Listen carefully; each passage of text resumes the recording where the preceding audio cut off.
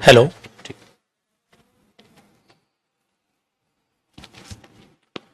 Good afternoon बेटा, good afternoon. नमस्कार आप सभी को। आओ चुटकू। नमस्कार जी, नमस्कार।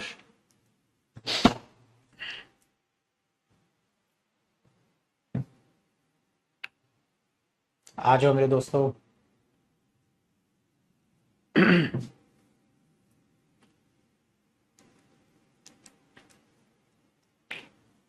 सब कुशल मंगल।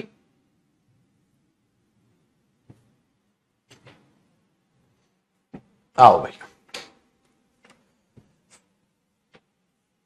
देखो बेटा, कल हमने बहुत ही प्यारी चीज की थी। आज उसी को आगे समझेंगे। हमारी आंखों का तारा, लगते जिगर, टेंस हमारा हमने चालू किया था।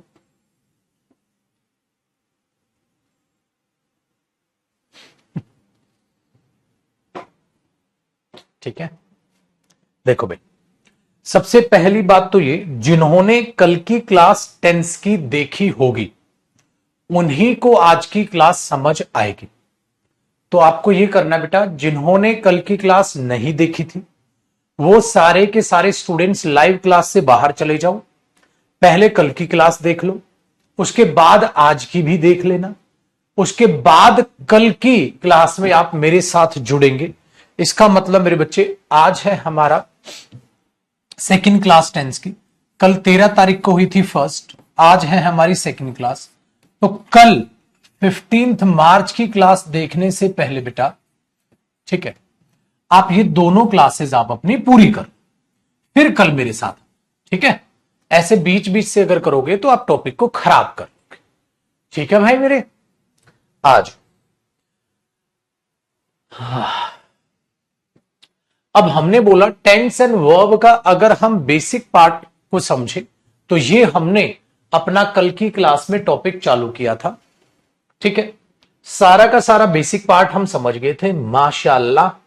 और अल्टीमेट हमारी लास्ट जो कॉन्सेप्ट हुआ था ये हुआ था कि मैंने आपसे पूछा बेटा कि आखिरकार मुझे बताइए, जो जो टेंस होता है उसकी डेफिनेशन क्या होती है।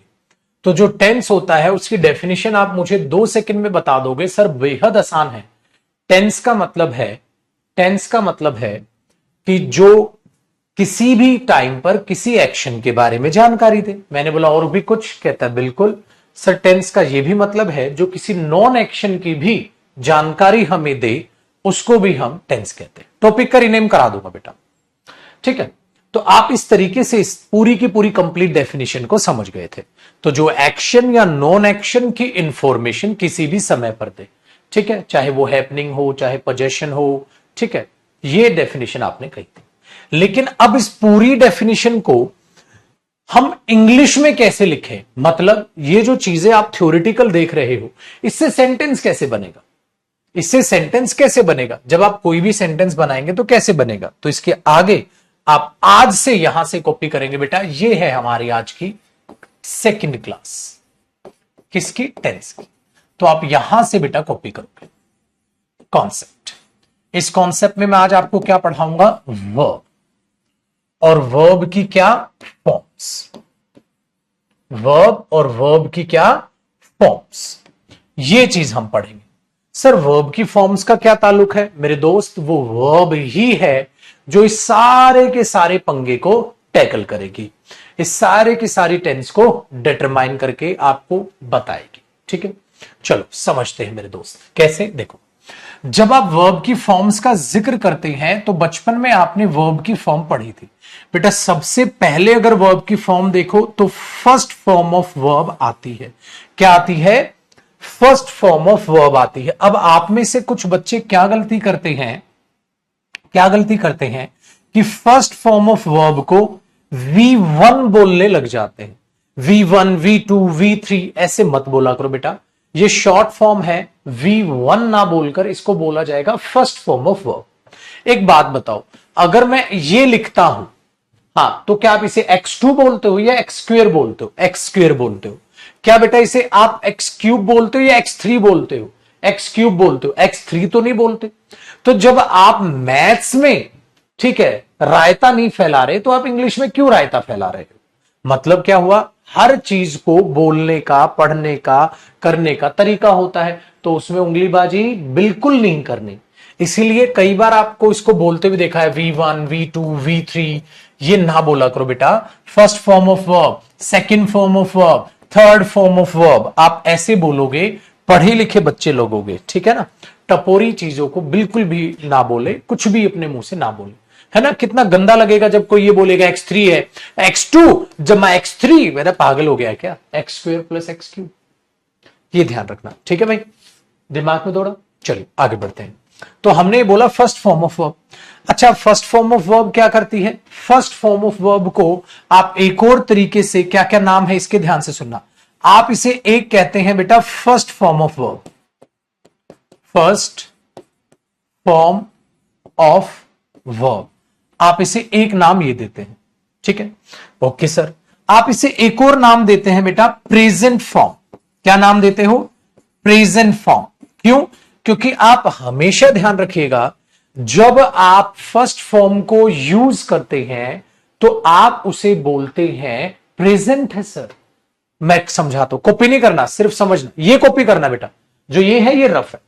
जैसे मैंने बोला दे गो देयर, हां, और एक मैंने बोला दे वेंट देयर। हां, तो दोनों में क्या फर्क आया? फर्क ये आया, जब आपने इधर फर्स्ट फॉर्म देखी और इधर आपने सेकंड फॉर्म देखी। तो जब मैंने फर्स्ट फॉर्म लिखी तो आपने पता है क्या बोला, ठीक है, हां सर प्रेजेंट है सर। और जैसे ही मैंने सेकंड फॉर्म लिखी आपने क्या बोला? सर पास्ट है सर। इसका मतलब, इसीलिए इसका नाम एक और पड़ गया प्रेजेंट फॉर्म ऑफ वर्ब, और इसका नाम एक और पड़ गया पास्ट फॉर्म ऑफ वर्ब इसका, है ना। तो ये पास्ट बोलेंगे, इसको प्रेजेंट बोलेंगे। Very good. आइए, तो इसीलिए मैंने क्या बोला, इसे क्या बोल दिया जाता है? First form of verb. इसी को एक और नाम क्या दिया जाता है? Present form of verb. तो आप इसे प्रेजेंट फॉर्म भी कह सकते हैं। इसका एक और नाम होता है मेरे बच्चे, क्या? Base form. Base form of verb. इसको बेस फॉर्म क्यों बोल दिया गया? क्योंकि यहीं से तो चालू होती है वर्ब की फॉर्म। सो बेस क्या होता है? आधार होता है, बेसिक होता है। तो उस बेस से ही तो चालू हो रही है first form of verb, second form of verb, third form of verb. इसीलिए इसका एक और नाम पड़ गया बेस फॉर्म ऑफ वर्ब। 3 नामों से जानेंगे आप इसे, ठीक है सर। तो अब ये जो प्रेजेंट फॉर्म है, तो ऑब्वियसली बात है ये कौन से टाइम को दिखाएगी? प्रेजेंट टाइम को दिखा देगी। फर्स्ट फॉर्म ऑफ वर्ब कौन से टाइम को दिखाएगी? प्रेजेंट टाइम को दिखा देगी। याद आया? Very good. तो बेस फॉर्म ऑफ वर्ब भी आप इसे बोलते हैं, बेस फॉर्म ऑफ वर्ब। चलिए, फिर दूसरी फॉर्म किसको सीखोगे आप? Second form of. तो इसको क्या बोलते हैं? Second form of verb. और इसी को आप क्या कह सकते हैं? सेकंड फॉर्म ऑफ वर्ब को ही पास्ट फॉर्म। क्या बोल दोगे? Past form. Second form of verb, और इसको आप क्या बोल दोगे? Past form. ठीक है, 2 होगी। तो अब ये फॉर्म्स क्यों बनाएगी मेरे दोस्त? अगर आप ध्यान से देखोगे तो इन्हीं वर्ब्स का इस्तेमाल करके आप टेंस बनाएंगे। सो आपको सीखना तो पड़ेगा, ठीक है। चलिए, ये बातें, इसको बेयर इन्फिनेटिव भी बोलते हैं बेटा, वो बाद में सिखाऊंगा, अभी नहीं, ठीक है। इसको देखो, इसको क्या बोलते हैं? थर्ड फॉर्म ऑफ वर्ब, है ना। आप तो इसे यही बोलोगे, थर्ड फॉर्म ऑफ वर्ब। लेकिन इसका एक और नाम होता है बेटा, इसको बोलते हैं परफेक्ट फॉर्म। क्या बोलते हैं इसको? Perfect form. साथ साथ बोलते चलना बेटा। क्या बोलते हैं इसको? Perfect form. परफेक्ट फॉर्म क्यों? क्योंकि ये परफेक्ट चीज को दिखाती है जो कंप्लीट होती है। याद आया? परफेक्ट प्रोसेस, ये उसको दिखाती है। परफेक्ट फॉर्म इसको बोल दिया जाता है। First form of verb, second form of verb, third form of verb. और दूसरा क्या नाम है? Present form, past form, perfect form. आगे बढ़िएगा, इसको पार्टिसिपल भी बोलते हैं, परफेक्ट पार्टिसिपल भी बोलते हैं, वो बाद की बातें हैं। लेकिन अभी हम फॉर्म ऑफ वर्ब बेटा रिलेटेड टू टेंस। एक बात बताओ, वर्ब फॉर्म्स आप क्या बोलोगे? Related to tense. टेंस से रिलेटेड हम उसकी फॉर्म के नाम बोलेंगे, ठीक है बच्चे। Very good, done.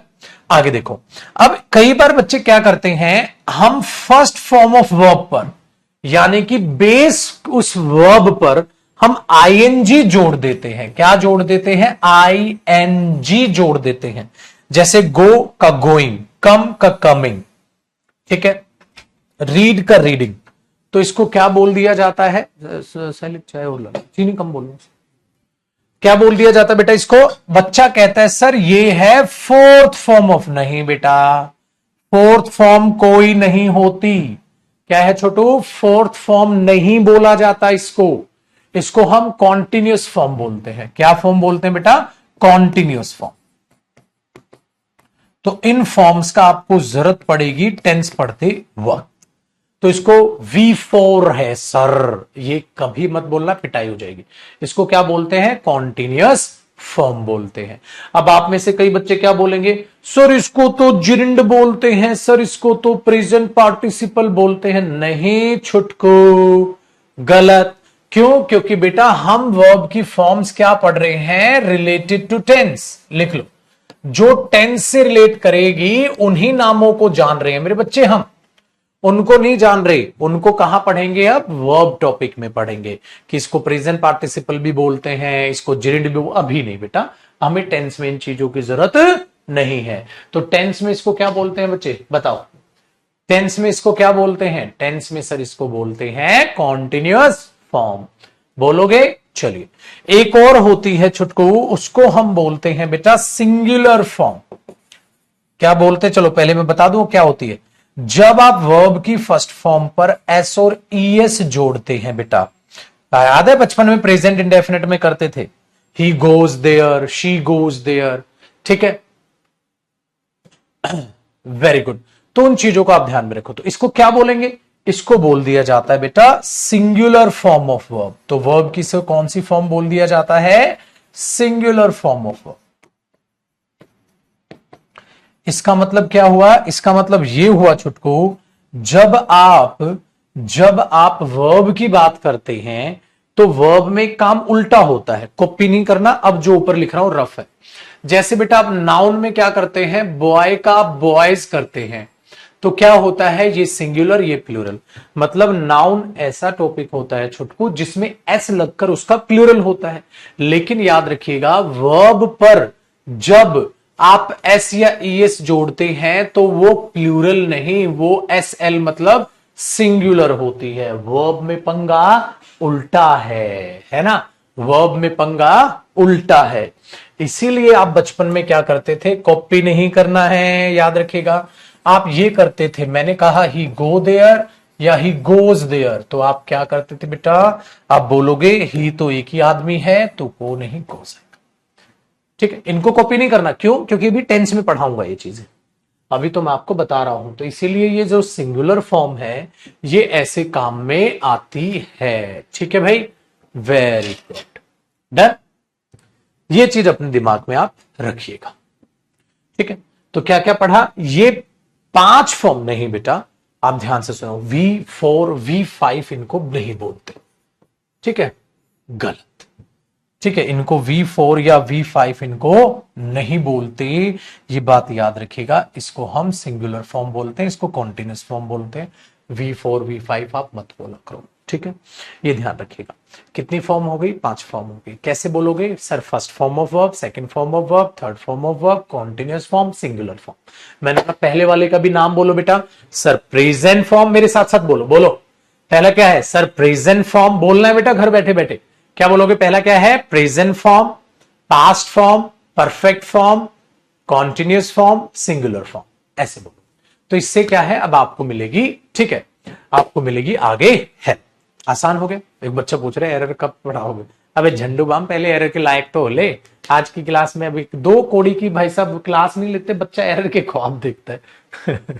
हद हद। बेटा पढ़ ले पहले, है नुक्कड़ पे नहीं बैठा है तू कि चाय की टपली पे बैठना है और तूने पेपर देना है, इंस्पेक्टर बनने का पेपर है। पढ़ ले पहले ध्यान से, इनको पता ही नहीं कंपटीशन तैयारी कैसे होती है। आसान हो गई बेटा, 5 फॉर्म याद हो गई। चलो अब एक बात बताओ, ये कैसे रिलेट करेंगी चीजें, कैसे रिलेट करेंगी? आइए अब मैं आपको एक बहुत तगड़े वाला झटका देने वाला हूं, बहुत तगड़े वाला। क्या आपको यहां तक हो गया? कॉपी हो गया बेटा साथ साथ? हाँ, इसी के नीचे आप एक नोट लिखेंगे और एक बात को ध्यान से समझने की कोशिश करेंगे। बेटा टेंस होता है जब आप टाइम का जिक्र करते हैं, ठीक है, हाँ, किसी एक्शन या, ठीक है, या हमने क्या बोला? नॉन एक्शन, ठीक है। अच्छा, नॉन एक्शन को हमने क्या बोल दिया था? नॉन एक्शन को क्या बोला था? चाहे आप हैपनिंग की बात करो या आप चाहे पोजेशन की बात करो। हाँ, डन है। अब एक बात मैं आपको समझाता हूं। क्या समझाते हो? कि बच्चे जो टाइम होता है वो कैसे दिखाओगे आप? Help of verb. बेटा, वर्ब की हेल्प से। बिल्कुल।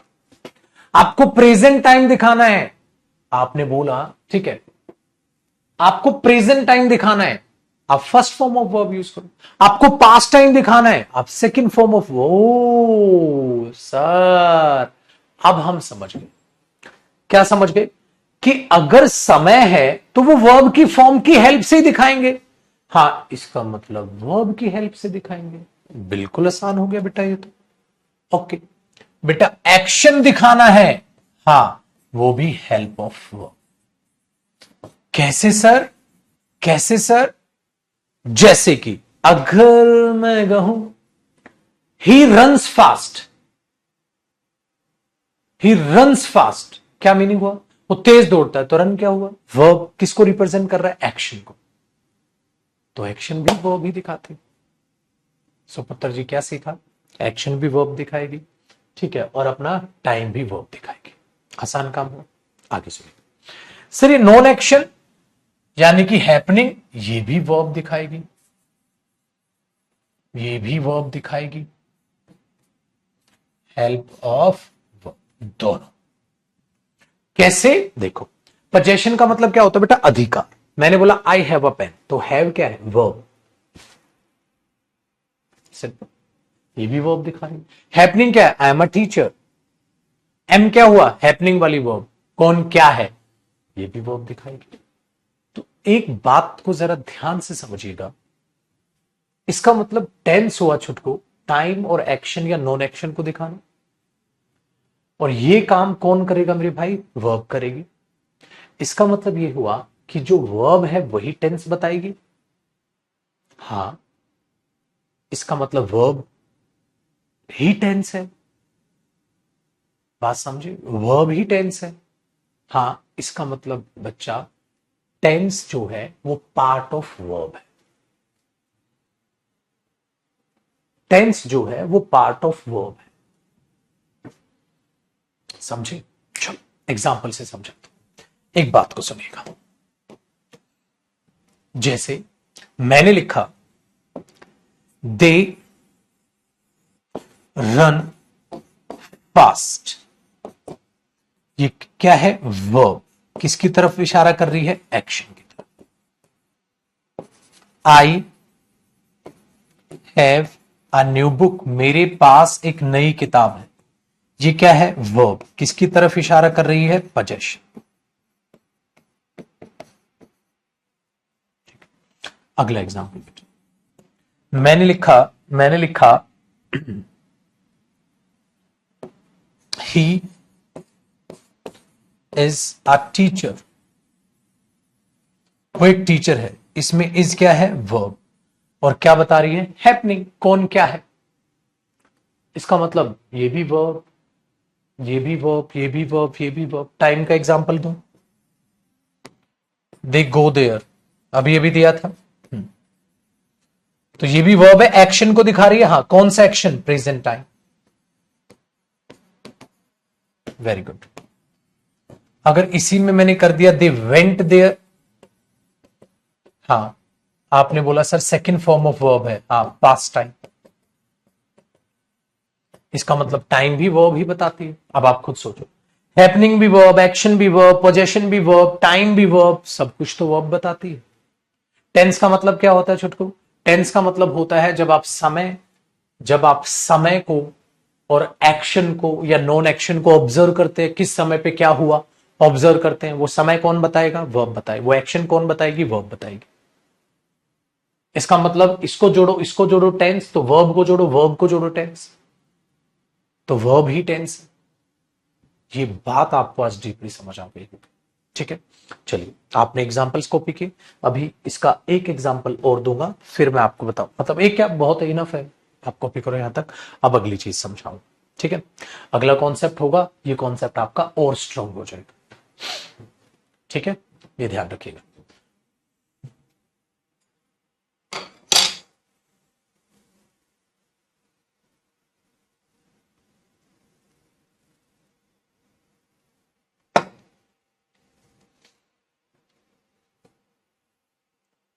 पजेशन मतलब अधिकार बेटा, अधिकार भी नहीं जानते क्या हिंदी में? अधिकार मतलब कौन सी चीज किसकी है, जैसे आपने बोला सर ये बुक मेरी है, तो आपका अधिकार हो गया वो।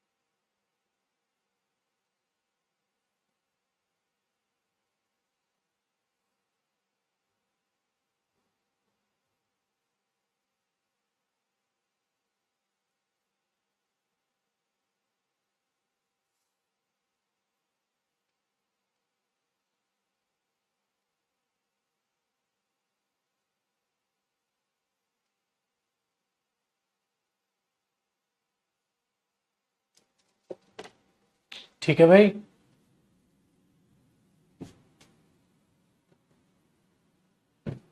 आगे बढ़े। अब देखिए, तो हमें समझ आया वर्ब की जो फॉर्म्स है उसी से चीजें चलेंगी। अब नेक्स्ट कॉन्सेप्ट,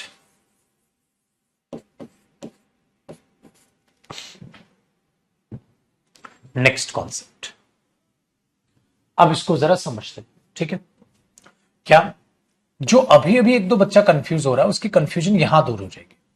बेटा वर्ब से मैंने बोला एक एक्शन है, एक वर्ब से मैंने बोला हैपनिंग है, और एक वर्ब से मैंने बोला पोजेशन। तो कई बच्चे इनमें कंफ्यूज है ना, क्योंकि बचपन में ये आप ये भी मत सोचिएगा ये आपकी गलती।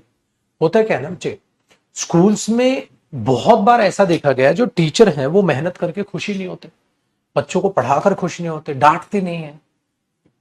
ठीक है, मतलब पर्सनल इंटरेस्ट नहीं लेते। वही बचपन आज आपको दुख दे रहा है। ये बहुत छोटी छोटी बेसिक सी बातें हैं जो बचपन में हमें क्लियर करके नहीं दी गई, या हमारा इंग्लिश मीडियम स्कूल नहीं रहा, या इंग्लिश मीडियम रहा भी तो बच्चों को रटा दिया गया। ठीक है, सारे सेंटेंसेस रट रट के बोल दिए गए, वहां आपको प्रॉब्लम आई, और वही प्रॉब्लम अब आप फेस कर। चिंता की कोई बात नहीं, अपना जीरो से चीजों को समझने की कोशिश करो। कैसे बेटा, देखो एक्शन का मतलब आप सब जानते हैं। हैपनिंग में आपको दिक्कत आती है, एक तो बेटा हैपनिंग का मतलब होता है किसी भी चीज का क्या होना, किसी भी चीज का होना। ठीक है, जिसको एक स्टेट कह सकते हो, एक अवस्था कह सकते हो। जैसे मैंने बोला ये पेन है, मैं टीचर हूं, मैंने बोल दिया वो मेरा फ्रेंड है, ये बोर्ड है, तो कोई एक्शन तो नहीं। अगर ये पेन है तो कोई एक्शन है नहीं, सिंपल ये एक अपनी हैपनिंग, ये सिंपल अपनी एक हैपनिंग है। आप बता रहे हो कौन क्या है, बस सिंपल एक स्टेट, खत्म, कोई एक्शन नहीं। तो ये नॉन एक्शन में ही जाएगा। पजेशन का मतलब क्या होता है बेटा, अधिकार। मैंने बोला भाई साहब ये जमीन देख रहे हो, कहता है ये मेरी है, मेरे पास है ये चीज। तो पजेशन का मतलब होता है किस चीज पर आपकी अथॉरिटी है, किस चीज के आप ऑनर है। ठीक है ना, किस चीज को आप ऑन करते हैं। ठीक है, वो होता है। इसी को इंग्लिश में रिप्रेजेंट किया जाता है, जैसे एक्शन के लिए आपने एक वर्ब यूज करती है बेटा डू, हैपनिंग के लिए आप एक वर्ब यूज करते हो बी, जिसका मतलब क्या होता है होना। पोजेशन के लिए आप एक वर्ब यूज करते हो है। ध्यान रखना, डू, बी और है। ठीक है, बी का मतलब क्या होता है होना, हैव का मतलब पास होना मतलब पोजेशन, और डू का मतलब करना मतलब एक्शन। ठीक है, दूसरी चीज, अब वर्ब के बारे में ये जान, वर्ब के बारे में एक चीज और जानिएगा, वर्ब दो टाइप की होती है। ठीक है, एक क्या होती है, एक क्या होती है हेल्पिंग वर्ब, जिसको ऑक्सिलरी वर्ब भी बोलते हैं, बट आप अभी हेल्पिंग वर्ब तक लिख लो। और एक होती है main verb. Very good. Main verb जो मेन एक्शन को या पोजेशन को या हैपनिंग को होल्ड करती है, ठीक है, मेन वर्ब होती है। और हेल्पिंग वर्ब उसकी मदद कर रही होती है ना, हेल्पिंग वर्ब उसकी मदद कर रही होती है। इसलिए आप कई बार क्या देखते हो, हेल्पिंग वर्ब प्लस में मेन वर्ब, है ना, हेल्पिंग वर्ब प्लस में मेन वर्ब। तो पहले हेल्पिंग वर्ब भी आपको नजर आती है, मेन वर्ब भी नजर आती है।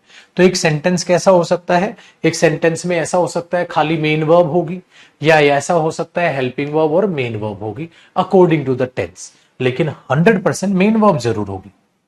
ठीक है, वेरी गुड। और 100% हेल्पिंग वर्ब के बाद मेन वर्ब जरूर होगी, ऐसा भी होना चाहिए। सर कैसे पहचानेंगे, चलो एक बार पहचानने की कोशिश करते हैं। जैसे ध्यान से सुनिएगा, मैं ये कहता हूं ही, हाँ, ये ऐसे करते हैं, they have a new car, उनके पास एक नई गाड़ी है। अब एक बात बताइए, ये हैव क्या है, यहां मेन वर्ब है या हेल्पिंग वर्ब है, मेन वर्ब है या हेल्पिंग वर्ब है। आपने बोला सर इसके बाद अगर मैं इसको हेल्पिंग वर्ब बोलूंगा तो इसके बाद यहां मेन वर्ब आएगी, है ही नहीं, तो ये अपने आप में क्या हुआ, मेन वर्ब हुई। पहचान लिया ना आपने, ये मेन वर्ब हुई। Very good. अगर मैं ये बोल दूं they have painted their room, उन्होंने अपना कमरा पेंट कर लिया है ना, वेरी गुड। अब आप बताओ ये मेन वर्ब है, नहीं सर, उसके बाद एक और वर्ब आ गई पेंटेड। जब एक और वर्ब आ गई तो इसका मतलब इस बार ये पेंटेड मेन वर्ब हुई, तो ये हैव मेन वर्ब नहीं है, अब हैव क्या है, हेल्पिंग वर्ब है। बहुत प्यारे बच्चे हैं आप। इसका मतलब मेरे दोस्त आप ये समझ गए कि सर अब हमसे गलती नहीं होगी, अब तो हमें समझ आ गया ये क्या हो रहा है क्या नहीं हो रहा है, समझ आई। तो इसका मतलब ये हो गया कि ये जो तीनों वर्ब हैं ये मेन वर्ब भी हो सकती है, ये हेल्पिंग वर्ब भी हो सकती है। कैसे पहचानोगे सर, तुरंत पहचान लेंगे। ये तीनों की तीनों क्या हो सकती है, मेन वर्ब भी हो सकती है, हेल्पिंग वर्ब भी हो सकती है। वो आपको पहचानना है कब वो मेन वर्ब है और आपको पहचानना है कब वो हेल्पिंग वर्ब है, बेहद आसान है। अगर इनके बाद मेन वर्ब का जिक्र हो तो ये हेल्पिंग वर्ब है, अदरवाइज ये खुद में मेन वर्ब। ठीक है, इन दोनों को एक साथ जोड़ के वर्ब कंपाउंड भी बोल दिया जाता है, जो बहुत आसान है, आपको जरूरत नहीं। ठीक है, तो बहुत आसान आपका काम हो गया बेटा, डू, बी और हैव। ये क्यों बता रहा हूं, क्योंकि इन्हीं से तो टेंस बनेगा। तो ये तीनों वर्ब को आपको जानकारी होनी चाहिए, क्योंकि टेंस में इन्हीं वर्ब की फॉर्म्स जो होती है मेरे दोस्त, वो अपने आप में टेंस बनाने में हेल्प करती है। अभी बताऊंगा मैं। ठीक है, डन। तो ये मेन वर्ब हो गई, पोजेशन हो गई, क्लियर। चलिए, तो आज मैंने क्या सिखाया आपको, वापस आते बेटा। मैंने बताया जो वर्ब की फॉर्म्स हैं आपको वो पता होनी चाहिए। आपने बोला हाँ सर इसकी जानकारी हमें हो गई, तो आपको ये चीज की जानकारी हो गई, इस कॉन्सेप्ट की जानकारी हो गई। आपको इस चीज की जानकारी हो गई कि वर्ब ही टेंस बनाती है, हो गई सर। आपको इस चीज की जानकारी हो गई सर। अब आपको एक जानकारी और होनी चाहिए, कॉपी करो। फिर इन सारी जानकारी को मैं टेंस से रिलेट कर दूंगा, फिर आप फाइनली टेंस सीख जाओ, फिर टेंस पढ़ने में मजा आएगा। सारा बेसिक एक साथ निचोड़ दो। हो गया कॉपी, चलो आगे देखते हैं। अब नेक्स्ट कॉन्सेप्ट आपको मतलब नेक्स्ट कॉन्सेप्ट नहीं, इसी के नीचे आप लिखेंगे इनकी फॉर्म्स। कैसे, देखो, जैसे भाई have, first form of verb क्या होती है, have. Second form of verb क्या होती है इसकी, इसी के नीचे कॉपी करना आपने, had. Third form of verb क्या होती है इसकी, हैड, ये आपको बचपन से पता। इसकी कॉन्टिन्यूअस फॉर्म क्या होती है, आप बोलोगे सर हैविंग। चलो, इसकी सिंगुलर फॉर्म क्या होती है, आप बोलोगे सर हैव्स, नहीं हैज। इसकी सिंगुलर फॉर्म क्या होती है, हैज। ठीक है, वेरी गुड। चलो, ऐसी ही फर्स्ट फॉर्म क्या हुई, डू। सेकंड फॉर्म क्या हुई, डिड। थर्ड फॉर्म क्या हुई, डस। ठीक है, और इस थर्ड फॉर्म क्या होगी, डन। Do, did, done. और आपकी कॉन्टिन्यूस फॉर्म क्या होगी, डन, डूइंग, और सिंगुलर क्या बन गया, डस। बेटा बी की आपको ध्यान से देखना, एक तो बी की जो फॉर्म्स हैं वो डिवाइडेड हो जाती हैं इज, एम और आर में। आपको पता है इज, ही, शीट के साथ आ गया, आई के साथ एम, बाकी प्लूरल के साथ आर आ गया। इसकी जो बी की वॉस, हाँ, और वर जो होती है ये होती है इसकी सेकंड फॉर्म। आपको पता है आई के साथ, बाकी सिंगुलर के साथ वॉस आ गया और प्लूरल के साथ वर। इसकी जो बीन होती है वो होती है थर्ड फॉर्म ऑफ वर्ब। आसान हो, वेरी गुड। और इसकी जो फर्स्ट फॉर्म पे आप आईएनजी लगाते हो, कॉन्टिन्यूअस फॉर्म जो बनाते हो, ठीक है, शॉर्ट में लिख दो बेटा कॉन्टिन्यूअस फॉर्म, हाँ, वो होती है बिग। मतलब इसकी जो सिंगुलर फॉर्म है वो इज एम आर 3 में बट जाती है, ये फर्स्ट फॉर्म होती है, और इसकी singular form is am are में बट जाती है। सिंगुलर और प्लूरल के हिसाब से आप उसको लगाते हैं, ठीक है। चलिए, तो बी की फॉर्म आपको ऐसे पढ़नी होती है। अब आपको ये जानकारी होगी, आपने बोला हाँ सर हमें ये जानकारी होगी, अच्छे लेवल पे जानकारी होगी, तो अब ये चीज देखो आप कितनी बढ़िया तरीके से मदद करेगी ना कि आपको मजा आ जाएगा चीजों को पढ़ के।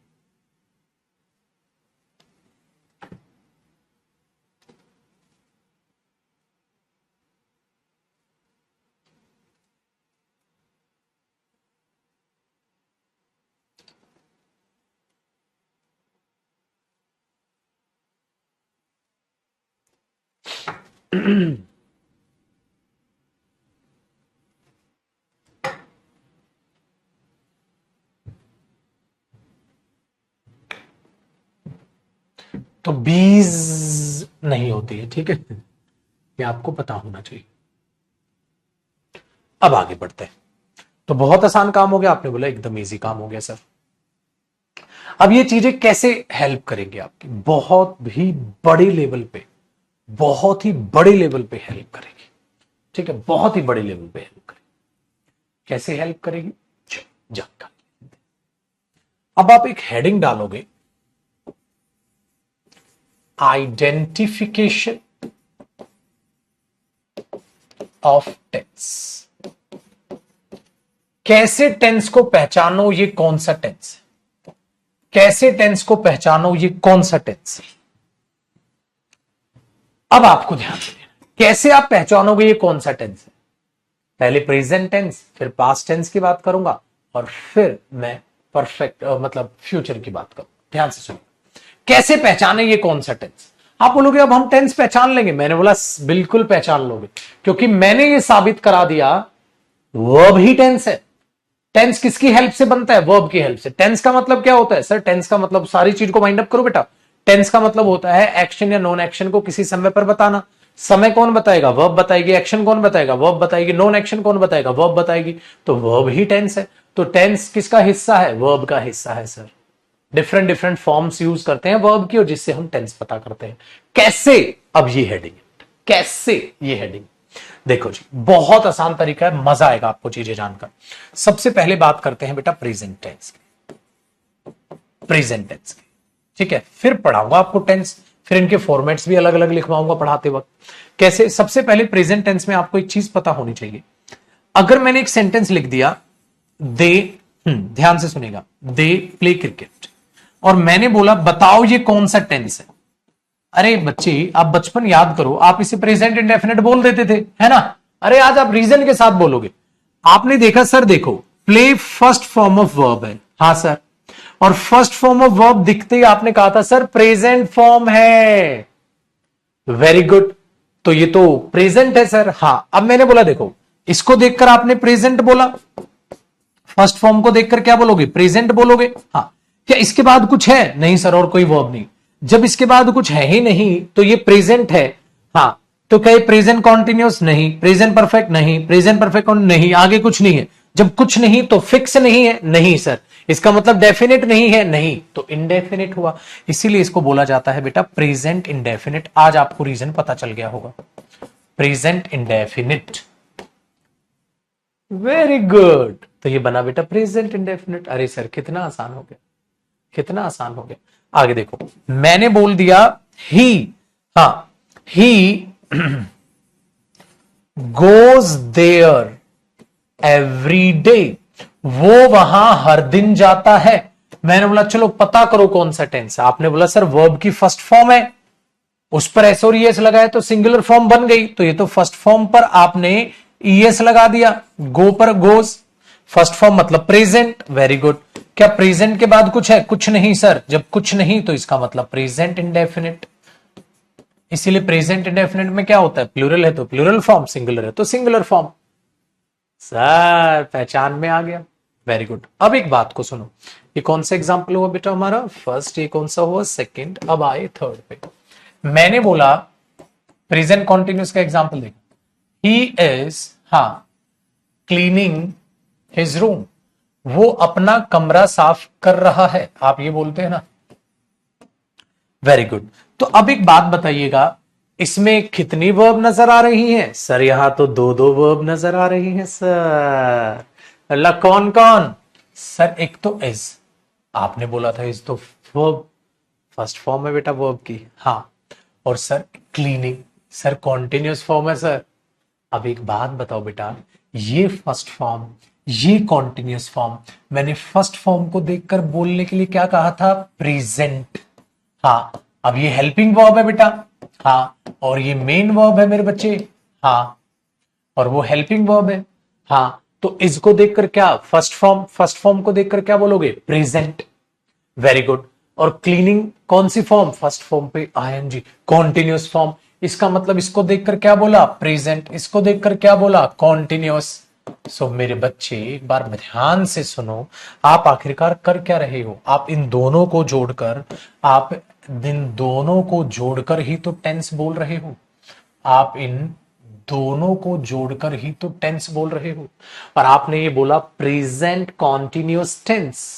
तो अब खुद का दिमाग लगाओ, आप वर्ब से टेंस बोल रहे हो। बचपन में आपने ध्यान ही नहीं दिया इस चीज पर।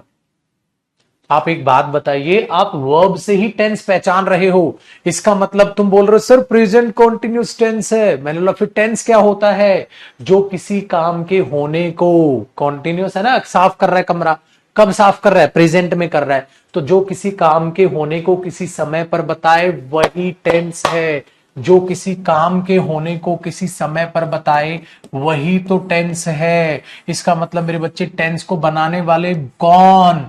वर्ब। इसका मतलब इसके पप्पा कौन? वर्ब। समझे? Very good. चलो अगला एग्जांपल बेटा, फोर्थ नंबर। अगर मैं आपको एक सेंटेंस बोल रहा हूं, दे हैव, ठीक है, हाँ, they have washed, they have washed their car, उन्होंने अपनी गाड़ी धो दी है। उन्होंने अपनी गाड़ी धो दी है, कंप्लीट हो गई। Very good. तो अब जरा ध्यान से सुनिए, हैव को आप देखकर क्या बोलोगे? प्रेजेंट। तो क्या ली मैं क्या प्रेजेंट इंडेफिनिट बोल दूं? नहीं छोटे, प्रेजेंट इंडेफिनिट क्यों बोलेगा बेटा? क्यों? क्योंकि इसके आगे भी वर्ब है। अब इसको देखो, क्या इसके आगे वर्ब थी? नहीं, तो मैंने प्रेजेंट इंडेफिनिट ही बोल दिया। फिर प्रेजेंट, हाँ, इसके आगे कोई वर्ब है? नहीं, तो प्रेजेंट इंडेफिनिट ही बोल दिया। जब आगे कुछ ही नहीं है तो डेफिनेट नहीं इंडेफिनिट हुआ। क्या आगे कुछ लिखा है? लिखा है बेटा। कौन सी form? Third form. Third form को देखकर क्या बोलने को कहा था? परफेक्ट फॉर्म है, हाँ, तो प्रेजेंट परफेक्ट, तो प्रेजेंट परफेक्ट टेंस बन गया। अरे छोटकू, आपको टेंस बनाने आ गए बेटा। ठीक है, आगे देखो। अब अगर मैं आपको एक एग्जांपल लेता हूं, ठीक है, they have, they have been playing, they have been playing cricket, हाँ, फॉर 2 आवर्स, वे 2 घंटे से क्रिकेट खेल रहे हैं। हाँ, चलो बताओ कौन सा टेंस है? कैसे पहचानोगे बेटा? फर्स्ट फॉर्म ऑफ वर्ब देखी, फर्स्ट फॉर्म को देखकर क्या बोलोगे? प्रेजेंट। बीन कौन सी फॉर्म बताई थी? बीन बेटा अभी समझाया था ना, बीन कौन सी फॉर्म है? थर्ड फॉर्म है ना? Very good. तो थर्ड फॉर्म को देखकर क्या बोलोगे? परफेक्ट। और प्लेइंग यानी कि कॉन्टिन्यूअस फॉर्म। सो बेटा ये टेंस कौन सा हुआ? Present perfect continuous, present perfect continuous. इसका मतलब ये हुआ छोटू, जो टेंसेस हैं, हाँ, वो इसी तरीके से बनते हैं, वर्ब से बनते हैं। अब आपको क्या आ गया? Identification of tense. कौन से टेंस की? प्रेजेंट की। अब क्या कराऊंगा? पास्ट, फिर बताऊंगा फ्यूचर के बारे में। फटाफट कॉपी करो।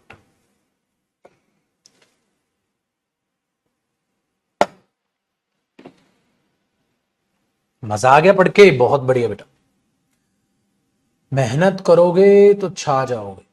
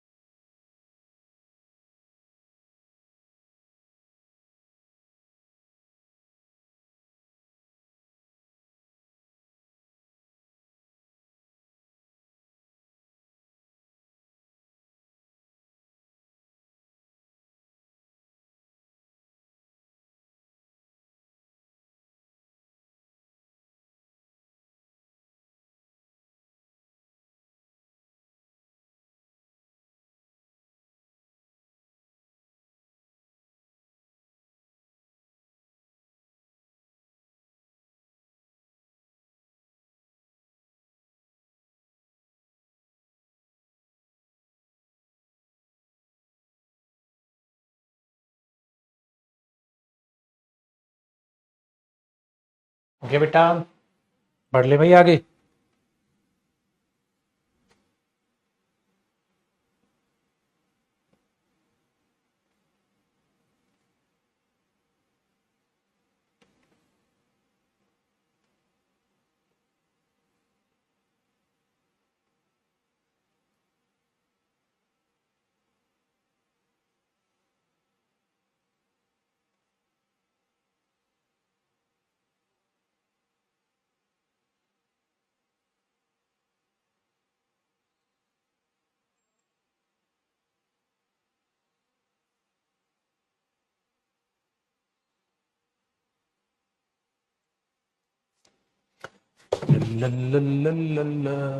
Very good. देखो भैया, अब पास्ट की बात कर ले पहले, तभी मजा आएगा। पास्ट की बात कर लेते हैं। अब इसकी आइडेंटिफिकेशन सीखो, कैसे आप पास्ट के बारे में जानेंगे। ठीक है, देखना, अगर मैं आपको कहता हूं, ठीक है, दे क्लीन्ड देयर रूम, उन्होंने अपना रूम साफ कर लिया था। अब आपने बोला सर सेकंड फॉर्म आ गई। अब जब सेकंड फॉर्म आ गई तो आप इसे देखकर क्या बोलोगे? पास्ट बोलोगे। क्या पास्ट के बाद आपका कुछ निकल पा रहा है? पास्ट कॉन्टिन्यूअस, परफेक्ट, कुछ है ही नहीं आगे। परफेक्ट कुछ भी नहीं आगे, एक ही तो वर्ब है बस। आपने बोला सर मैं तो कुछ बोल ही नहीं पा रहा, मतलब फिक्स ही नहीं कर पा रहे, तो इंडेफिनिट हुआ। ठीक है, बहुत बढ़िया। तो क्या हो गया? इंडेफिनिट हो गया। बन गया ना कहानी।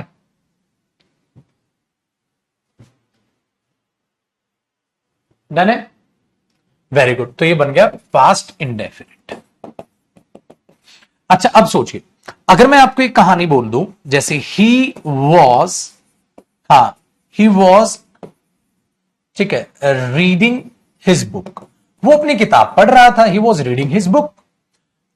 अब आप सेंटेंस आप खुद नहीं पहचान लोगे, आपने बोला सेकंड है फॉर्म वॉज, तो बी की फॉर्म सेकंड फॉर्म है पास्ट, इसको देखकर कॉन्टिन्यूअस, तो कौन सा टेंस हुआ, पास्ट कॉन्टिन्यूअस। इनको अलग अलग भी करवाऊंगा मैं, अभी तो आपको कॉमन चीजें बता रहा हूं, मैं बेसिक चीजें बता रहा हूं। और मैंने बोला ना, ये हमारा दुर्भाग्य है कि हमारा बचपन, और पता है ये सिर्फ हम जनरेशन की है कहानी, ये मेरे दोस्त हमारी जनरेशन की कहानी है। आज के जो स्टूडेंट्स हैं ये सारी की सारी बेसिक ये बातें टीचर्स करा रहे हैं स्कूल्स में, क्योंकि अब स्कूल्स में पढ़ाई अच्छी होने लग गई, हमारे वक्त पे अच्छी नहीं थी। अब बहुत अच्छे अच्छे टीचर्स आ गए स्कूल में और अच्छे लेवल पे पढ़ाई करा रहे हैं, लेकिन हमारी जनरेशन की अगर कहानी बोले, या मैं अपनी जनरेशन की बात करूं या मैं आपकी जनरेशन, क्योंकि मेरे बाद तो आपकी पीढ़ी आई, मेरे बाद तो आपकी पीढ़ी आई, अब आपकी भी पीढ़ी हो या हमारी जो भी पीढ़ी रही हो, हमारा जो दौर रहा और आपका जो दौर रहा वो सेम ही था। हमारे भी टीचर ज्यादा अच्छे नहीं थे, आपके भी टीचर ज्यादा अच्छे नहीं थे, बहुत कम टीचर्स ऐसे थे जो दिल से और अच्छा पढ़ाते थे, ठीक है। लेकिन अब जो स्टूडेंट्स है, अब स्कूल में जो बच्चे जाते हैं ना, आप उनसे पूछोगे ना, तो अब स्कूल्स का लेवल सुधार में है, आप उनसे पूछो वो बता देंगे आपको कि कौन सी फॉर्म है क्या नहीं, क्योंकि अब उस लेवल पे टीचर उतर गए हैं और बेसिक से पढ़ाने लगे। हमारा यार अपना अपना टाइम था, सिंपल सी बात है, ठीक है, अपना अपना टाइम था। और ऐसा मत मानिएगा कि आप हिंदी मीडियम स्कूल से थे तो this is the reason you do not know how to identify the tense, no. अगर आप इंग्लिश मीडियम स्कूल से भी थे तो भी यही बुरी हालत है, ठीक है। मैं इंग्लिश मीडियम स्कूल से पढ़ा हुआ बेटा, तो ऐसा मत सोचिएगा कि इंग्लिश मीडियम स्कूल में बेसिक पढ़ा दिया, जब कुछ नहीं पढ़ाते, वो रट्टाफिकेशन पे ध्यान देते थे। They only aim the student should know how to speak the English language, they never try to teach the grammatical concepts। grammatical concepts कभी भी वो कोशिश नहीं करते पढ़ाने की, वो डायरेक्ट इंग्लिश बोलना रटा देते हैं। इंग्लिश बोलना तो आ गया, बट बोलने से खाली नौकरी तो नहीं मिलेगी ना, समझ में आई बात। तो ये चीज अपने दिमाग में रखिएगा, ठीक है, डन। आ जाओ आगे देखो, अगला एग्जांपल देखो। अगर मैं आपको दो सेंटेंस मिक्स करके भी दे दूं, या मैंने एक एग्जांपल आपको दे दिया दो सेंटेंस मिक्स कर रहा हूं, पहचानना। मैंने बोल दिया ही had done his work before they came, कम है ना, ये हैड क्या और डन और एक केम, भाई केम तो सेकंड फॉर्म ऑफ वर्ब है, तो इसको देखकर क्या बोलोगे, पास्ट इंडेफिनिट। दो सेंटेंस है ना इसमें, उन्होंने अपना काम कर लिया था उनके आने से पहले, दो सेंटेंस मिक्स है,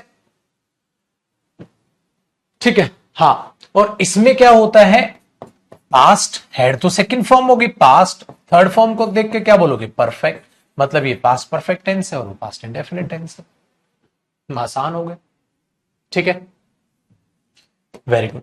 आगे देखो, अगर मैं आपको ये बोल रहा हूं he had been watching the TV, he had been watching the TV, हाँ, फॉर 3 आवर्स, 3 घंटे से वो टीवी देख रहा था, 3 घंटे से वो टीवी देख रहा था। मैंने बोला टेंस पे, आपने बोला सर अब तो हमें बहुत आसान लग गया, पास्ट परफेक्ट कॉन्टिन्यूस। चलो फटाक से कॉपी करो। अब फ्यूचर में मेरे पास आपके लिए एक सरप्राइज है, फ्यूचर टेंस के लिए।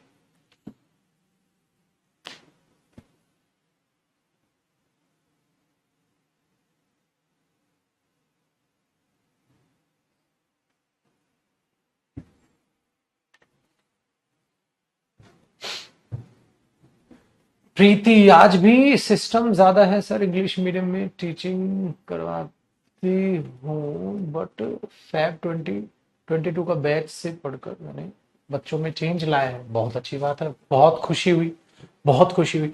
मैंने अपने पूरे जीवन में, अगर मेरे पूरे जीवन का सारांश आप निकालोगे तो मैं एक चीज बोलूंगा, अगर आप किसी का बुरा नहीं करते हो, अगर आप किसी का अच्छा कर रहे हो, कोशिश करो जो भी आपके बस में है। मैं ये नहीं कह रहा जाके गरीबों की मदद करो, ठीक है, मैं ये नहीं कह रहा, अभी तो आप खुद गरीब हो, अभी तो हम लोग खुद गरीब है। अगर हम लोग खुद ही जरूरत में हैं तो अभी आपका फर्ज क्या बनता है, मैंने बोला जो आपके बस की है। अगर आप किसी की मदद कर सकते हैं, आप में वो चीज की क्षमता है, आप वो काम जरूर करिए। जो भी काम करो दिल से करो, बोझ मान के मत करो। आगे आप इंस्पेक्टर बनेंगे, अच्छी अच्छी जॉब्स पे जाएंगे, दिल से काम करिएगा, ठीक है। दुआएं कमाओगे, लाइफ में खुश रहो। ये बात पूरे जीवन का अपना मैं सारांश आपको बता रहा हूं, ठीक है। किसी का बुरा मत करो, भगवान आपके साथ कभी बुरा नहीं करेगा। आप किसी का बुरा करोगे, डेफिनेटली वो कर्म है, वो आगे आएंगे। सो कर्मा में मैं बहुत ज्यादा विश्वास करता हूं, मेरा ये मानना है। अगर आप अच्छे रहेंगे तो आपके साथ अच्छा होगा, आप बुरा करोगे 100%, अभी नहीं बाद में होगा, बट होगा जरूर, ठीक है। चलिए, तो हमने ये कहानी बहुत आसान होगी पास्ट में, लेकिन फ्यूचर में ना कहानी बदल गई। फ्यूचर में कैसे कहानी बदल गई, अब उस कहानी को हम जरा समझने की कोशिश करते हैं। आसान हुआ यहां तक? चलो देखो भाई, फ्यूचर टेंस, इसको समझने के लिए थोड़ा डीपली अंडरस्टैंड। कॉपी नहीं हुआ? ये लो, कर लो, कर लो, कर लो।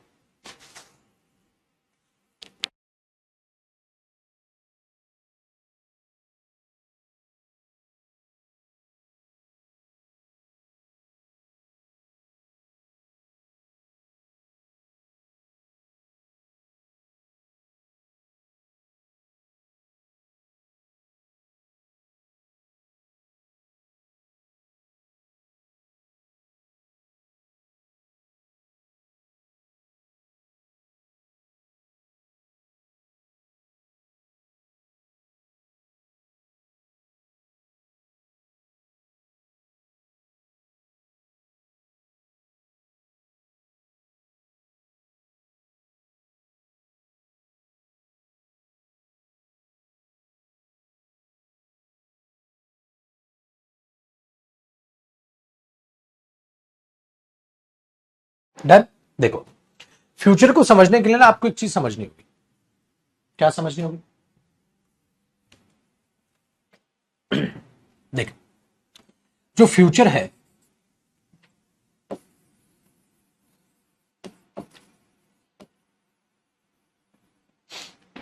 उसके लिए अलग हेल्पिंग वर्ब्स बनाई गई। क्यों बनाई गई? क्योंकि फ्यूचर टेंस ही नहीं होता। फ्यूचर टेंस में शामिल नहीं किया गया। आपने देखो, यहां तक आपने हेल्पिंग वर्ब्स अलग अलग बनाई। वॉज हेल्पिंग वर्ब है, देखो ये हेल्पिंग वर्ब है ना। ये हेड हेल्पिंग वर्ब है, ये हेल्पिंग वर्ब है, ये हेल्पिंग वर्ब है। मेन वर्ब तो ये रही सबसे लास्ट वाली आई।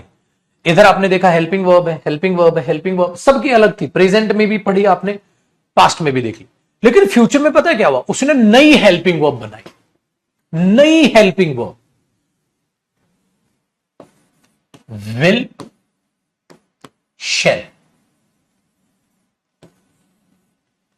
किसके साथ कब क्या होगा वो तो फ्यूचर टेंस में पढ़ाऊंगा, अभी बेसिक लेवल पे जानना, विल और शैल। आपने बोला सर हेल्पिंग वर्ब, ये तो मॉडल्स होते हैं। हेल्पिंग वर्ब ये तो मॉडल्स होते हैं, आप कह रहे हो हेल्पिंग वर्ब्स हैं। Very good. क्यों? आपको मैं बता दूं, मॉडल्स हेल्पिंग वर्ब ही होते हैं मेरे दोस्त। कभी सोचा है आपने? कॉपी नहीं करना, रफ है। जब आप कोई भी मॉडल अगर आप पढ़ते हो, उसके बाद आप वर्ब ही तो देखते हो। हाँ तो ये मेन वर्ब हुई, हाँ तो ये हेल्पिंग वर्ब ही होती हैं। मॉडल्स पढ़ाऊंगा और डीपली बताऊंगा, अभी बेस जान लो। मॉडल्स क्या होती हैं? हेल्पिंग वर्ब ही होती हैं।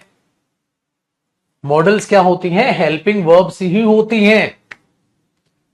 ये जानकारी आप दिमाग में रखिएगा। सो मॉडल्स क्या होती हैं? हेल्पिंग वर्ब ही होती हैं। फ्यूचर टेंस तो इसका मतलब, आप बोलो सर मेरा तो सर चकरा गया। हाँ क्यों? क्योंकि विल शैल क्या होते हैं? मॉडल होती हैं। हाँ, और ये मॉडल, ये क्या होती है? मॉडल हेल्पिंग वर्ब ही होती हैं। इसलिए जो टॉपिक है ना, पूरा नाम पता है? मॉडल्स नहीं है, मॉडल हेल्पिंग वर्ब्स। ये इसका पूरा नाम है, या आप इसको बोल सकते हो मॉडल ऑक्सिलरी वर्ब्स, क्योंकि ऑक्सिलरी का भी मतलब हेल्पिंग वर्ब ही होता है। समझ में आई बात? तो ये मॉडल होते हैं। इसीलिए मैंने कहा था फ्यूचर टेंस में नहीं मानते हम। क्यों? क्योंकि वो तो मॉडल का हिस्सा है। लेकिन ठीक है, इस चीज को अभी हम पढ़ेंगे और बाद में और डीपली उतारूंगा, क्योंकि अभी तो मेरे को प्रेजेंट टेंस अलग पढ़ाना है, पास्ट अलग पढ़ाना है, फ्यूचर अलग पढ़ाना है, उनके फॉर्मेट बताऊंगा। बट फॉर्मेट बताऊंगा नहीं, बनाने सिखाऊंगा। आपको फॉर्मेट बनाने आ गए तो अब आपकी ये चीजें हेल्प करेंगी। अब मैंने आपका बेस बना दिया, अब टेंस की पढ़ने में मजा आ जाएगा आपको। ठीक है, आसान हो गया। कैसे पहचानेंगे? जैसे एक बात बताओ, मैंने लिखा दे, हां, गो देयर, ठीक है। अगर मैं इसको टेंस पढ़ूं तो आप इसको कौन सा टेंस बोलोगे, बताना। प्रेजेंट इंडेफिनिट, बस बिल्कुल आसान। प्रेजेंट इंडेफिनिट तो आप तो यही बोलोगे, हां।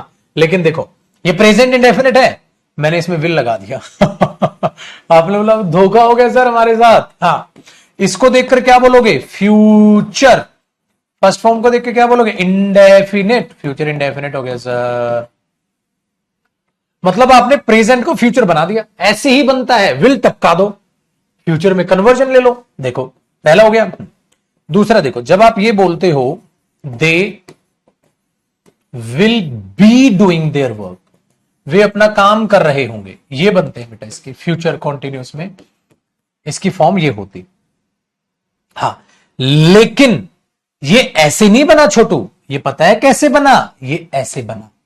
अगर मैं इस टेंस को लिखूं तो ये बना they are doing their work. हां, अब आर डूइंग देयर वर्क था, तो ये कौन सा टेंस है? Present continuous. उस प्रेजेंट को उसने फ्यूचर में कन्वर्ट कर दिया। कहता कैसे? कहता विल लगा दो। मैंने लगा दिया, मैंने लगा दिया, मजा आ गया।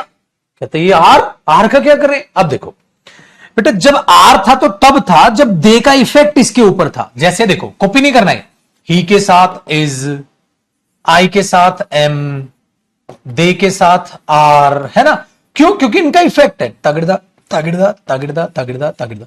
लेकिन विल तो ही के साथ भी, आई के साथ भी, दे के साथ भी, शी के साथ, सबके साथ तो विल तो विल ही है, उसका तो कुछ नहीं। हाँ, अब तो इफेक्ट ही खत्म। हाँ, जब वो इफेक्ट खत्म हो गया ना, हमने बोला देख भाई, दे के बाद आ रहा है, हाँ, लेकिन अब तो विल टपक गया। हाँ, तो विल ने तो इफेक्ट ही खत्म कर दिया। मैंने बोला ओ यार चल घर चल, अब इस एम आर की कोई जरूरत नहीं। हाँ, पापा कौन है तुम्हारे? कहता है B.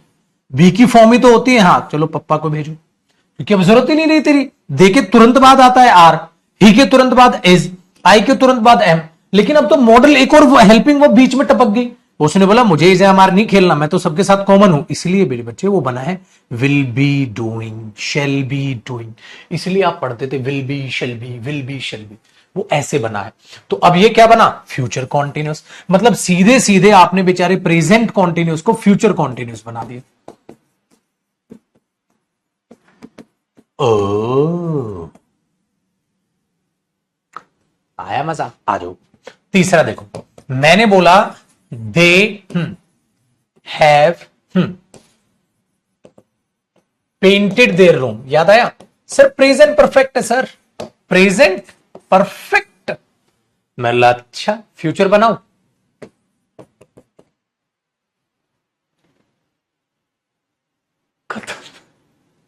Will have painted future, मतलब ये परफेक्ट था ना बेटा। हाँ, प्रेजेंट परफेक्ट था। हाँ, प्रेजेंट से ही तो फ्यूचर जनरेट होता है, बना दिया फ्यूचर परफेक्ट।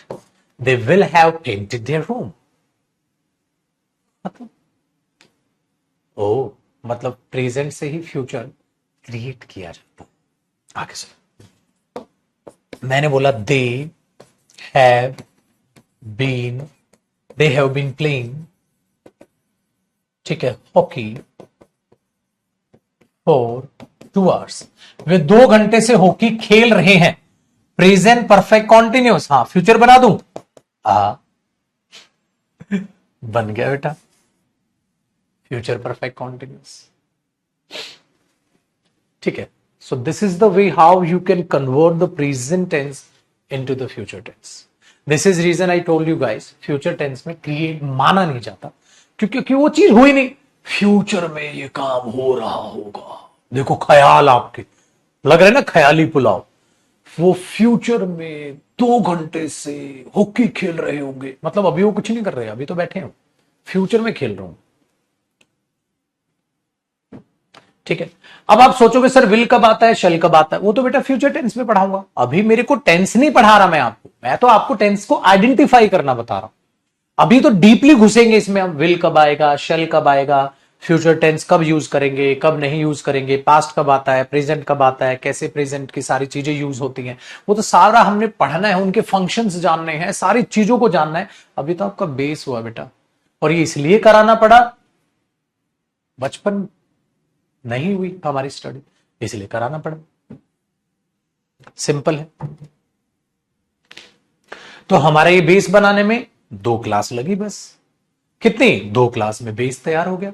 तो हमारा कौन सा टॉपिक? अच्छा एक बात बताओ बेटा, हम करने गए थे टेंस, अरे हमने वर्ब का भी बेसिक पढ़ना पड़ गया, वर्ब की फॉर्म जाननी पड़ गई, क्या क्या उन्हें बोलते हैं वो जानना पड़ गया, वो सारी चीजें आपको कवर करनी पड़ गई। इसलिए इस टॉपिक का एक मैं छोटा सा और एक प्यारा सा नाम बोलता हूं, ठीक है? क्या? Tense verb basic part. Tense verb basic part हुआ कॉपी? आ जाइए। अब आप अपनी पहली क्लास की हेडिंग देखो, क्या हेडिंग थी आपकी? Tense verb basic part. आपका एक बेस तैयार हुआ है टेंस टॉपिक के लिए भी, और आपका एक बेस तैयार होता है वर्ब टॉपिक के लिए भी। क्यों? क्योंकि मेरे दोस्त टेंस वर्ब का ही हिस्सा निकले, वो इसी फैमिली का हिस्सा। ठीक है, चलिए। तो अब ये हमारा टॉपिक फाइनली कंप्लीट हुआ। अब क्या पढ़ेंगे? सर हमें टेंस छाटना आ गया, टेंस वेंस पढ़ समझना आ गया। अब आपको उस टेंस के यूज समझने होंगे, देखना होगा कैसे समय के हिसाब से वो बदलाव लेकर अपने आप में आता है। ठीक है, वो चीजें आपको, सारी चीजों को यहां पर ध्यान से समझना होगा। फिर मैं आपको पॉइंट ऑफ टाइम, ठीक है, ड्यूरेशन ऑफ टाइम, ये सारी चीजें आपको बताऊंगा। तो अब आपको टेंस पढ़ने में मजा आ जाएगा। आइए वापसी आते हैं। इसीलिए मैंने आपको एक चीज कल कही थी, ये हमारा सिलेबस है, इसमें हमने एक टॉपिक आपको मैंने बताया था कल, छोटा सा निकल के आया हमारे पास, ये रहा।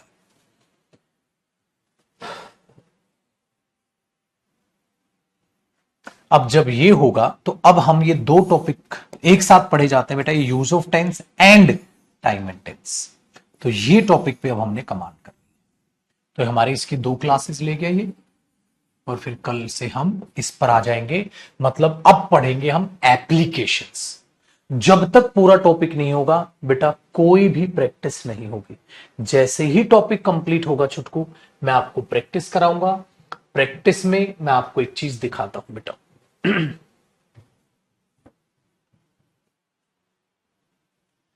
टेंस।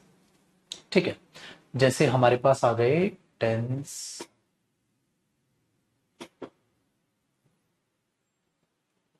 ये रही पीडीएफ, देखो बेटा इस ये पीडीएफ क्या लिखा है? Use of tense. क्या लिखा है? Time and tense. क्या लिखा है? Intention of a speaker. ये भी मतलब कितने हैं? ये 3 टॉपिक। जब ये कंप्लीट होगा आपका, ये पूरा एक ग्रुप है, फैमिली है, ये फैमिली है ये। आप क्या बोलते हो बचपन से? टेंस। टेंस चल रहा है, टेंस टेंस नहीं होता भाई, उसमें 3 section, time and tense, use of tense, intention of speaker, ये भी कराऊंगा। जब ये 3 टॉपिक पढ़ा दूंगा, ठीक है, 3 टॉपिक पढ़ा दूंगा, तब जाके मैं आपको कराऊंगा ये प्रैक्टिस। इसका मतलब आपका लक्ष्य ये है।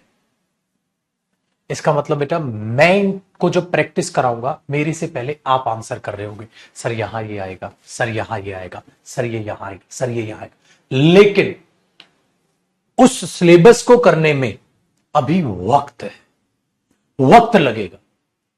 कभी भी थोड़ा सा पढ़ के भागने मत चले जाना। बचपन याद है, आपको खेलने जाना होता था, आपको क्रिकेट खेलने जाना है, मम्मी कहती थी बेटा थोड़ा खाना खा जा, अच्छा अब जाऊं, रुक जाओ बेटा, जूते पहन ले, अच्छा अच्छा अच्छा अब जाऊं, आज ये कर ले, अच्छा अच्छा अब जाऊं। ये काम कभी नहीं, वो हरकत कतई मत करना। जब तक टॉपिक कंप्लीट ना हो, प्रैक्टिस कतई मत करो।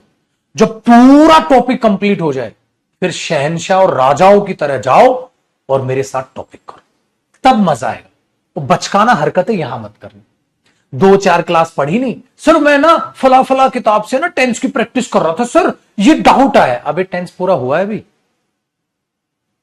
ऐसे क्या करोगे? अपने सेल्फ कॉन्फिडेंस की आप धज्जियां उड़ा, 2-4 क्वेश्चन बनेंगे, 1-2 नहीं बनेगा, फिर फंस जाओगे। इसलिए सबसे घटिया आदत होती है स्टूडेंट्स की, जो ऑनलाइन में मैं खासकर देखता हूं। वो ये सोचते हैं ये हलवा है, 2-4 क्लास में टेंस खत्म हो जाएगा। मेरे दोस्त मेरा टेंस 2-4 क्लास में खत्म नहीं होता, मैं तसल्ली से पढ़ाता हूं। अब सोचो अगर मैं टेंस का बेसिक, वर्ब का बेसिक 2 क्लास में करा रहा हूं, तो टेंस में भी वक्त लगेगा ना भाई।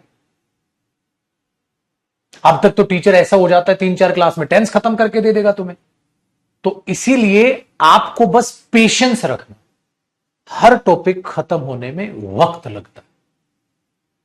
समझ में आई बात? वो वक्त आपको देना है। ये मैथ्स नहीं है मेरे दोस्त, ये इंग्लिश है। जब तक मैं आपको पढ़ा रहा हूंगा आपको सिर्फ रिवीजन करना है। और क्यों पागलों की तरह तुम ये भूल जाते हो कि वोकैब का भी सिलेबस होता है? क्यों पागलों की तरह तुम्हें सिर्फ ग्रामर दिखाई देती है?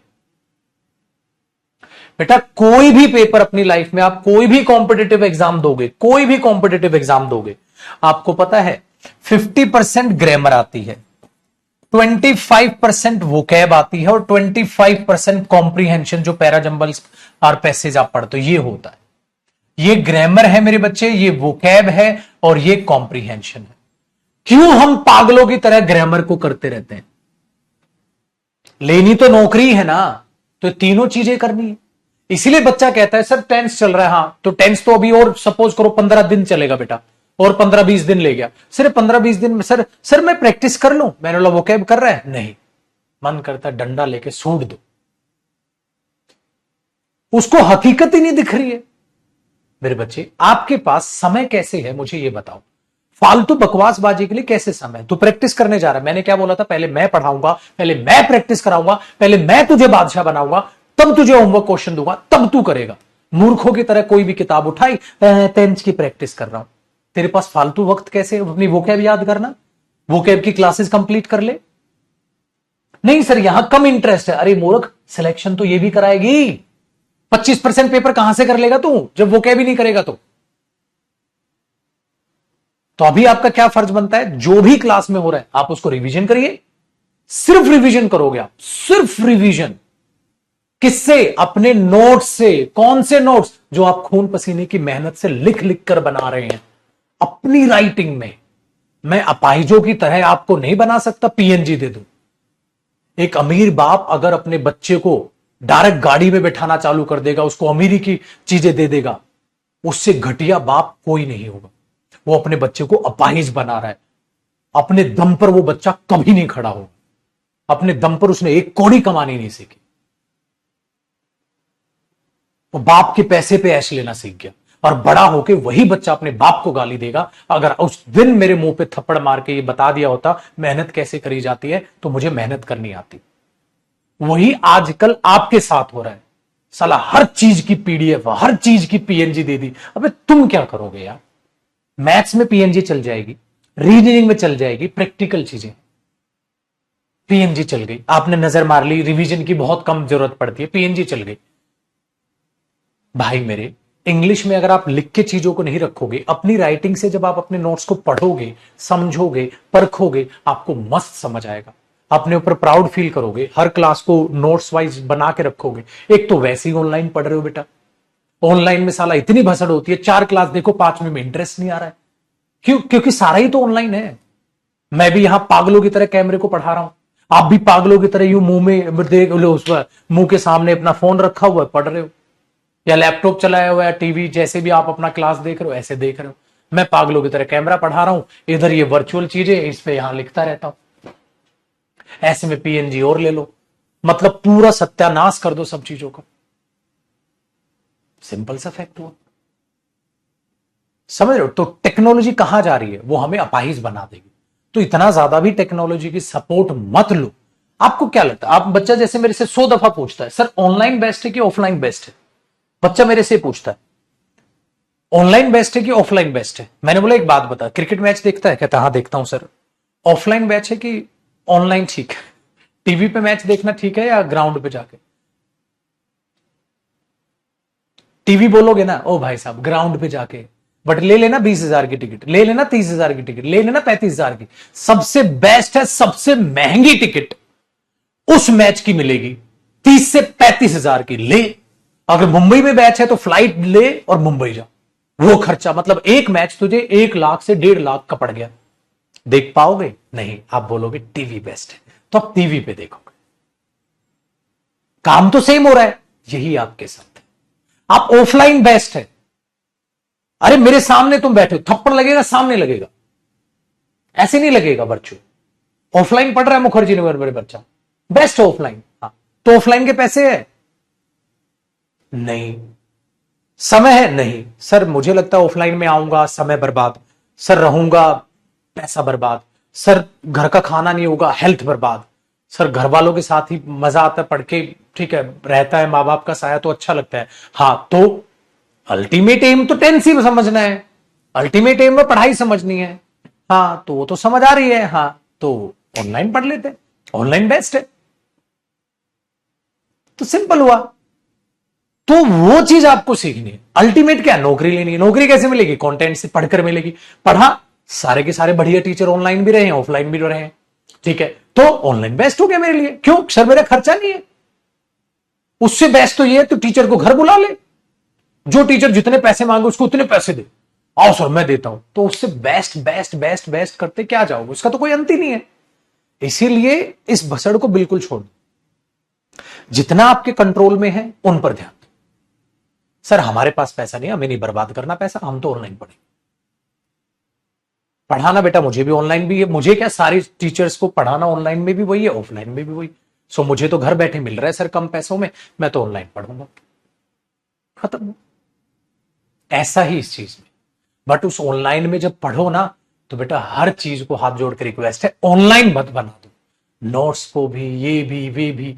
मैं हमेशा कहता हूं पीडीएफ पीडीएफ करे हर कोई, पीडीएफ पढ़े ना कोई। पीडीएफ पढ़ता कोई नहीं है, बस इकट्ठी कर रहा है। इसलिए चीजें जितना आप किताबों से जुड़ के रहोगे, जितना आप नोट्स से जुड़ के रहोगे, जितना आप अपने थोड़ा सा ही वर्क करोगे, स्मार्ट वर्क करोगे, मैथ्स में नोट्स आपके पीएनजी चल जाएगी, रीजनिंग में चल जाएगी, इंग्लिश में नहीं चलती है बेटा, इंटरेस्ट खत्म हो जाएगा। तो आप इंग्लिश में नोट करके चलो, हर सब्जेक्ट को उसके हिसाब से चलो, हर सब्जेक्ट को उसके हिसाब से पढ़ो, ठीक है। तो इस बातों को उम्मीद करता हूं मेरी भावनाएं आप समझ पाए होंगे। इसलिए हमेशा उन चीजों को ग्रैब करो जो आपके कंट्रोल में है, मतलब उन चीजों को कंट्रोल करने की कोशिश करो। कभी ये मत सोचा करो ऑफलाइन बेस्ट है, कभी ये मत सोचा करो ऑनलाइन बेस्ट है, नहीं भाई। जो आपको मिल रहा है, जो आप कर रहे हो बेस्ट है। आपको पता है सेम चीजें ऑफलाइन ऑनलाइन में है, हाँ, तो मैं तो अपने घर वालों का पैसा बचाऊंगा भाई, खून पसीने की कमाई है माँ बाप की, पैसा बचाऊंगा, घर पढ़ूंगा, सस्ते में पढ़ूंगा, मस्त पढ़ू, लेकिन पढ़ूंगा, ठीक है। चलिए, खुश रहिए, आबाद रहिए, माँ बाप की पैसों की भी कदर कीजिए, अपने माँ बाप की भी कदर कीजिए, ठीक है, और यूं ही मुस्कुराते हुए पढ़ते। अब कल मिलेंगे और कल हम टॉपिक चालू करेंगे आपका कौन सा, सर ये तो हो गया हमारा छोटा बेस्ड पार्ट। कल हम स्टार्ट करेंगे use of tense and time and tense की मेन एप्लीकेशंस, ठीक है। Bye bye, take care. और आज रात को 7:30 बजे मिलेंगे मेरे दोस्त यूट्यूब पर वोकैब की क्लास नंबर 25 पर, ठीक है, 7:30 बजे। इधर चलिए।